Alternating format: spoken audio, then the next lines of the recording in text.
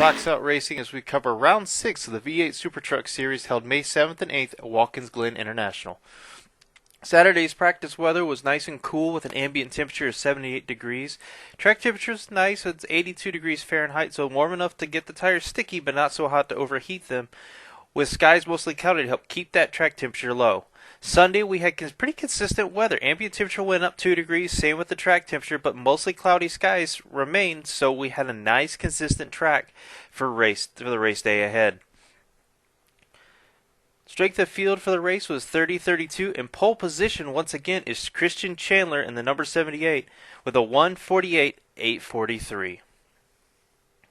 Now, as we looked at the field, we had a lot of newcomers, many of which were representing the oval discipline. So this is probably going to shake things up in the middle of the pack with a lot of larger names on the oval side taking precedence. As the trucks take off, you can just see everybody looking for that, how they're going to plan out their race. You see trucks changing lanes, figure out what would be the best position. We got 2 wide going into turn 1, and further back in the field, 3 wide. And it looks like there's some damage to the back of the 36. We'll have to get a better look at that in a bit. But you see everybody's coming through the S's a bit cautiously. These trucks do not like cold tires, and Sam Harris is in the wall already. I know everybody was trying to get through turn 1 and 2 quite easily, but it seems Harris got victim of cold tires and caught the wall there. Thankfully, he didn't get stuck in it where he couldn't get out. So not as bad as it could be. And then in the back there we see Josh Mertz with a little bit of damage to the rear. So as we go on to lap 2, Mertz ends up spinning it, coming out of turn 1, getting on the gas too soon, and that's going to put him way behind in the field. As we move on to lap 4, remember Sam Harris had that incident on turn 1 coming up through the S's. But now we see him battling for 13th against Nate Lacombe. Now Lacome's raced with us before, and it's good to see him back running in the grid. And you see Harris here running side by side. And the big question here is, what is he going to do at Indianapolis? It's a fast corner, but there's not too many lines to get through there. He tucks behind, goes to the left side, looking for the crossover. He's going to set up, take the outside line, carry a bit more momentum, duck to the inside. Is he going to get a run, Lacombe? They go down the front straight. J.J. Rimmer not far behind, so if something goes wrong, Rimmer might take advantage.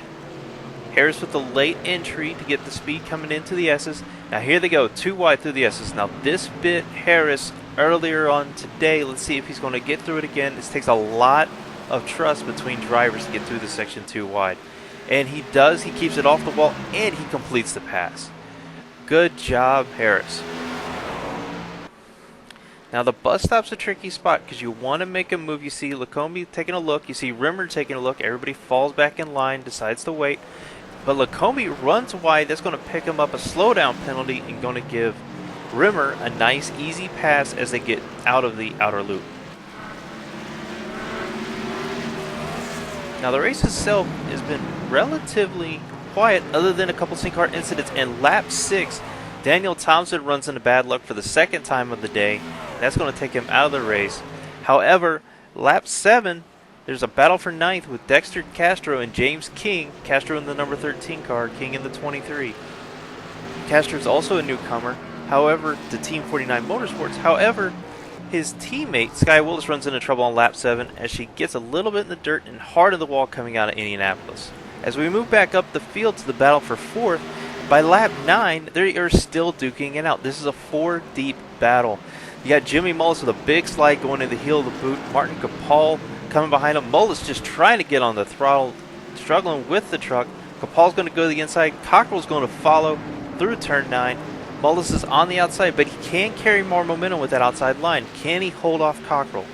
And he does it. Cockrell, I can't tell if he lifted or Mullis just had the better drive, but definitely sorted itself out quite well. But Cockrell did not let that discourage him. On lap 11, he's able to get on the inside of Mullis through the toe of the boot, and as they race down the straightaway between the toe and the heel, you see Cockrell has a much better drive. But Cockrell's going to play it defensive as they enter the heel.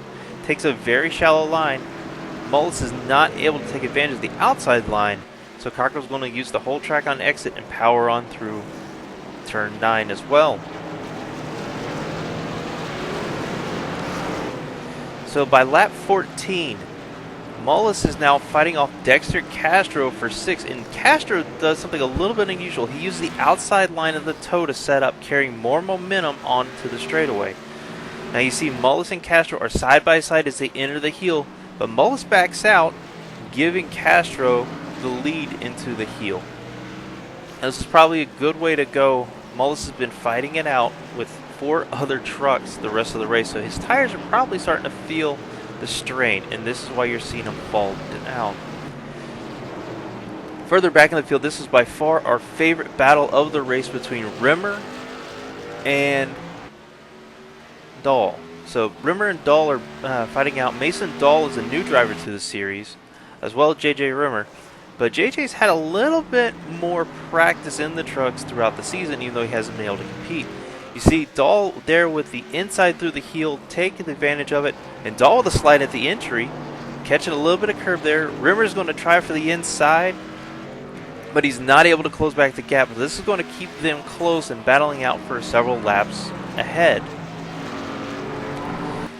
As we move on to lap 16, the battle continues. You see Rimmer got a better drive out of the toe, and they head into the heel side by side. Rimmer holds the inside line, Dahl on the outside. They switch lanes going into turn 9 again, 2x2. Rimmer on the inside, Dahl on the outside. Dahl's trying for the crossover, carrying more momentum, but not going to be able to seal the deal. Final lap. Howard falls under pressure at Castro. Castro takes the inside to take away 6th place on the final lap. And as the race come to a close, the battle for 8th, we saw Harris has fought his way up the field, but he catches the grass coming out of the outer loop and overcorrects, which puts him in the wall on the final lap and ends his day there. But by the time the smoke all settled, your round 6 race winner again is Christian Chandler and the number 78 machine. Followed by him is Mika Eshouse taking 2nd. Again, had a very quiet race overall. Just kept the truck together and kept going, which seemed to be really the theme, as 3rd place of Justin Krudoff follows suit, taking 3rd.